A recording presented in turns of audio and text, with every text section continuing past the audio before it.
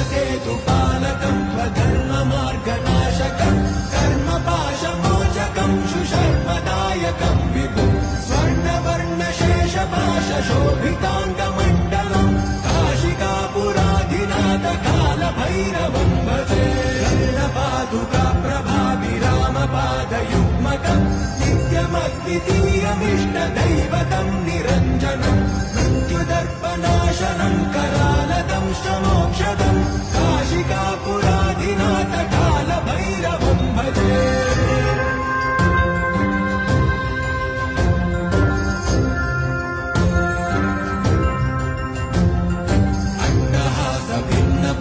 अन्नहासभिन्नपद्मचाण्डघोषसन्